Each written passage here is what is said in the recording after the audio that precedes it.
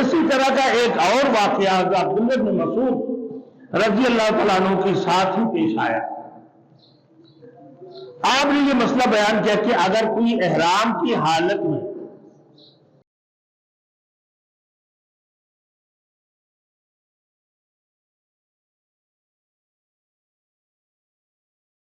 Thanks for watching. Don't forget to like, comment, share and subscribe to Maulana Habibullah Ruhani Official. فرما دی۔ اسی طرح کا ایک اور واقعہ جو عبداللہ بن مسعود رضی اللہ تعالیٰ عنہ کے ساتھ ہی پیش آیا۔ آپ نے یہ مسئلہ بیان کیا کہ اگر کوئی احرام کی حالت میں، بھائی احرام کی حالت میں جب احرام آپ بن لیتے ہیں، لبیک لبیک اللہم لبیک لا شریک لک لبیک ان الحمد والنعمت لک والملک لا شریک لک، نیت کر کے آپ نے یہ پڑھ لی، تو اب احرام کی حالت میں آ گئی۔ اب آپ کے لیے عطر لگانا، خوشبو لگانا، ناخن کاٹنا یا بال وغیرہ کاٹنا بالکل منع ہو، جو خوشبودار چیز ہے اس سے بھی۔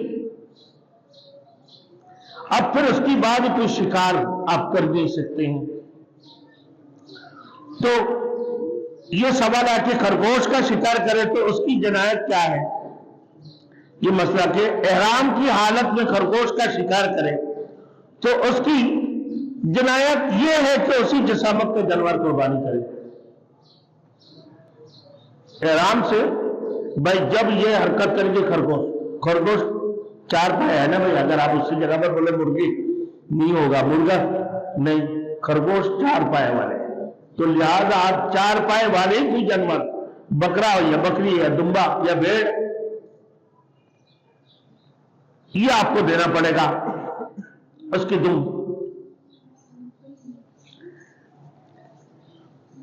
یا پھر اس کی قیمت صدقہ کریں۔ اس شخص نے کہا کہ مجھے تو قرآن میں یہ مسئلہ نہیں ملا، اس شخص نے یہ سوال کہ مجھے تو قرآن میں یہ مسئلہ نہیں ملا، تو اس کی جواب میں بھی حضرت عبداللہ بن مسعود رضی اللہ تعالیٰ عنہ نے ہی آیات پڑھی ہے، وَمَا آتَاكُمُ الرَّسُولُ فَخُذُوهُ وَمَا نَهَاكُمْ عَنْهُ فَانْتَهُوا۔ اللہ کے رسول نے منع فرمایا کہ احرام کی حالت میں نہ نخن کاٹنا ہے، نہ بال کاٹنا ہے، نہ خوشبو لگانے ہیں، نہ کوئی جانور یا کوئی پرندہ آپ کو شکار کرنا ہے، یہ منع ہے۔ تو لہذا آپ نے ایک جانور کو مار دی، خرگوش کو شکار کر لی۔ اب خرگوش کی شکار کرنے کے مطلب ہے آپ کو اسی کی جیسے ایک جانور دم کرنا، دم دینا پڑے گا۔ تو آپ اگر کہو کہ میں مرغا مرغی دے دوں، نہیں بھائی، دیکھنا پڑے گا اس کی ٹانگیں وہ کون سی جانور ہے، چار ٹانگ والے ہیں نا، تو لہذا چار ٹانگیں والے تو پھر بکرا ہے، بکری ہے، دمبا ہے، بھیڑ ہے، یہ کرو۔ تو آپ کو ملا یا نہیں ملا قرآن میں یہ باتیں؟ مل تو کیا، مَا آتَاكُمُ الرَّسُولُ فَخُذُوهُ وَمَا نَهَاكُمْ عَنْهُ فَانْتَهُوا۔ اس عورت نے بھی یہ سوال کی کہ ہمیں تو قرآن میں یہ باتیں نہیں ملا، پھر اس میں بھی عبداللہ بن مسعود رضی اللہ تعالیٰ عنہ نے یہی آیات پڑھا کہ وَمَا آتَاكُمُ الرَّسُولُ، کہ اللہ کے رسول کی سنت ہے اور یہ سنت کی خلاف ہے۔ اللہ کے رسول نے منع فرمایا تم اس سے رک جاؤ، جسے حکم کیا نا، جسے تمہیں دے دے اس سے خوشی سے لے لو۔ اسی طریقے سے مال فائی جو اللہ اور اس کی رسول کی حکم سے میرے دوست یہ تقسیم ہوتے، پہلے 6 لوگوں میں تقسیم ہوئے۔ سب سے پہلے نمبر حصہ اللہ کی ہے، دوسرے نمبر حصہ اللہ کے رسول، پھر یتیم، مسکین، پھر غریب اور قرابتدار اللہ کے رسول کے، کیونکہ وہ صدقہ اور زکوٰۃ ان کے لیے حرام ہے، لہذا مال فائی میں سے ان کی قرابتداروں کو یہ مال فائی میں سے حصہ دی جائے۔ اب میرے دوستو جب یہ اللہ اور اس کے رسول کی حکم سے تقسیم ہوئے تو آپ خوشی سے اسے لے لو، جسے اللہ کے رسول نے منع فرمایا اسے رک جاؤ۔ تو میرے دوستو پوری کائنات کی جتنی بھی جگہ، اب مثال کے طور پر آپ نے کہا اللہ کے رسول صلی اللہ علیہ وسلم کی سنت ہے جب مسجد میں آپ داخل ہو جاؤ تو سیدھے پاؤں پہلے رکھو، اللہم افتح لی ابواب رحمتی۔ جب نکالتی ہو تو اب اللہم انی اسألک من فضلی۔ اگر آپ کہو گے کہ بھائی یہ قرآن میں تو ہمیں نہیں ملا، تو بھائی یہ تو ملا ہے نا، وَمَا آتَاكُمُ الرَّسُولُ فَخُذُوهُ وَمَا نَهَاكُمْ عَنْهُ فَانْتَهُوا۔ جب آپ دسترخوان کھانے کے لیے بیٹھے، بھائی دسترخوان بچھا لی، اور دسترخوان جب بچھائے کھانا شروع کیا، بسم اللہ وعلی برکت اللہ، یہ اللہ کے رسول کا حکم ہے، یہ رسول کی سنت ہے۔ کھانے سے بعد، کھانا کھانے کے بعد الحمدللہ الذی اطعمنا وسقانا وجعلنا من المسلمین ہم نے پڑھ لی، تو یہ گویا کہ وہاں آتاکم الرسول فخذوہ وما نہاکم عنہ فانتہوا شامل ہو گئے۔ اب اگر کہو کہ بھئی قرآن میں تو ہمیں نہیں ملا، تو حضرت عبداللہ بن مسعود نے اس کی جواب دے دی ہے۔ اب دیکھیں کہ مال بھائی کی 6 حصوں کی بات، قرابتدار، غریب، یتیم، مسکین، اور سب سے پہلے حصہ اللہ اور اس کے رسول کے۔ اب فرما رہا بھائی وہ مہاجرین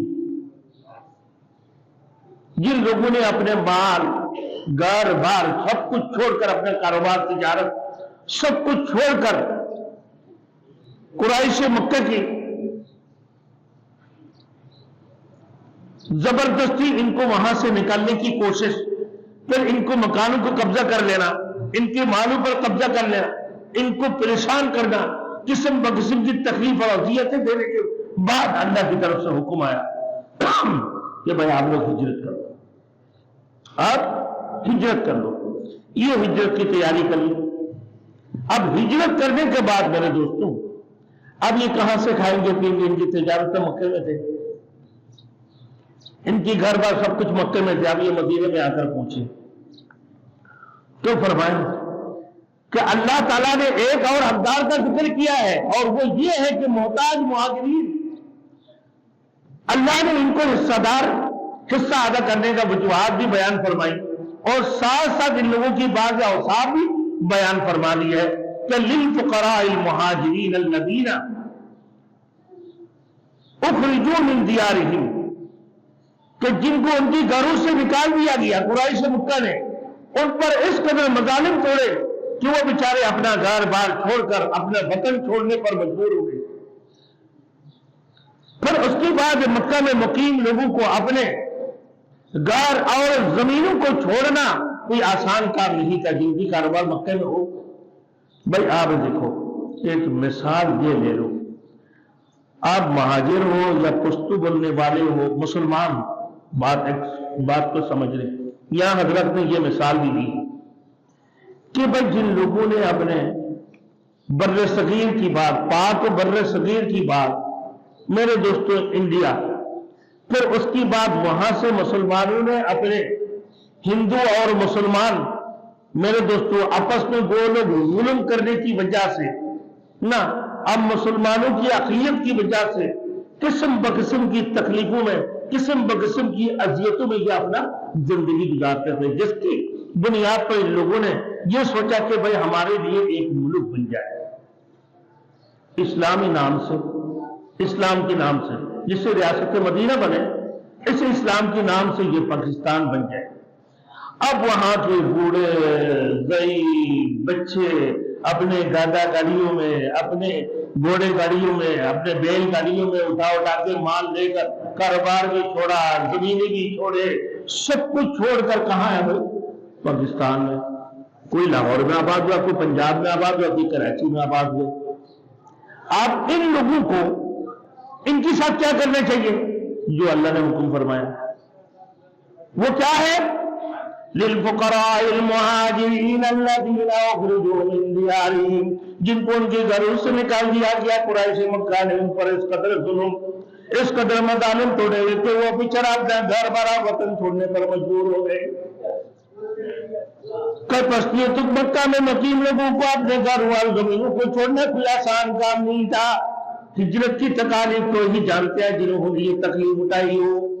حضرت نے فرمایا کہ 1947 کا زمانہ ہمارے سامنے، جب لاکھوں مسلمانوں کو ترک وطن کرنا پڑا اور پھر ان کو جو مسائل برداشت کرنے پڑے وہ رونگٹے کھڑے کر دینے والے، 6 لاکھ لوگ شہید ہوئے، 6 لاکھ۔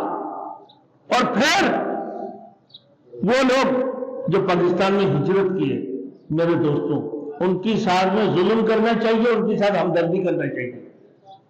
اللہ رب العزت تو مال فائدے سے ان کو حصہ دار بنا دی، تو آپ یہاں جو سرکاری زائدتی ہے ان کو حصوں میں دے کر تقسیم کر کے ان کو گھر بار بنا کے دینا چاہیے۔ بلکہ میرے دوستوں اس وقت میں جو قائد اعظم نے جو بمبئی کے بڑے بڑے جو کاروباری لوگ تجارت کرنے والے، ان لوگوں کو زمینیں دے کر، جائیدادیں دے کر ان کو یہاں پر تجارت کے لیے لے کر آئے تھے میمن لوگوں کو، کہ بھائی آپ لوگ آ جاؤ یہاں تجارت کر لو۔ میں مہاجرین کی بات نہیں کر رہا ہوں، مہاجروں کی بات نہیں کر رہا ہوں، ایک مثال پیش کر رہا ہوں کہ حضرت نے جو مثال دی ہے کہ ان کی ساتھ میں کیسے ہمدردیاں کرنا چاہیے تھا۔